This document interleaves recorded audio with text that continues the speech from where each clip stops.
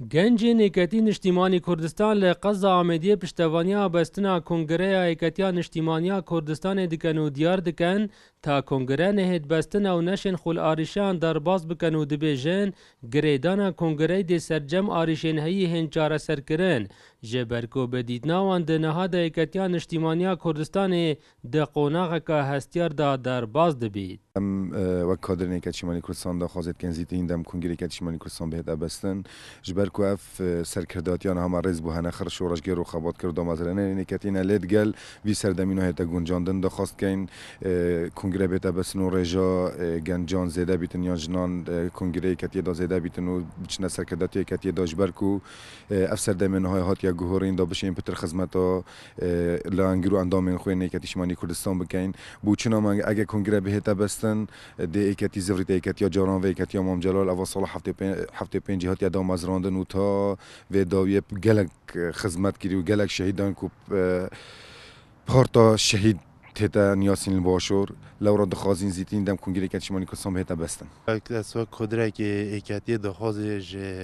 همی سرکرده ایکتی کم بزیترین دم کنگره که ببستن چون که نبونو کنگره گلک کشل ناف بین ایکتی خدا چه و جان دخوازش کن بزیترین دم کنگره که ببستن و گنج جلو بچنه سرکرده دو ایکتی بزفریده و ایکتی دست به که دم امام جلال سرحکم جان دخوازش کن بزیترین دم کنگره که ببست خواست کم زیترین وقت کنگره ایکتی بهت کرن داکو ایکتی بزفریده و ایکتی چپکا گل ایکتی بزفریده و ایکتی نشتیمانی کردستان سر وقت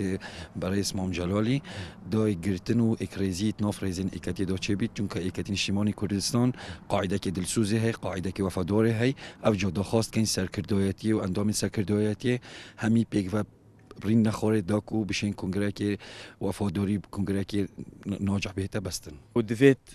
بزیترین وقت ایکتی نشتیمانی کردستان کنگره بستیتن و گنجت چالاک و گنجت خودانشیان و گنجن خودان باورنامه بلند بهنه سرکاری دا که خدمت وی خلکی بکن روشک حسا آلوز داد واقعیرانا دا راستی برای خلک که جهمیت ناف بینا آخفتنت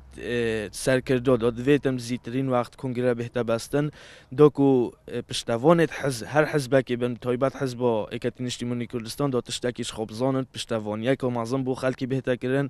د نهادا سرجم کادر و لایەنگرên Êketiya Niştîmaniya Kurdistanê daxwaza bestina Kongreyê Êketiyê dikin da ku Kongre bibîte dergehek ji bo çareserkirina arîşan. Bo vê çendê jî kadirên gencên Êketiya Niştîmaniya Kurdistanê li Amêdiyê daxwaza bestina Kongreyê dikin û hêvîxwazin di dema xwe da Kongre bihêt bestin û çîtir nehêt paşxistin. Dildar Arif, Kursat News, Amêdiyê.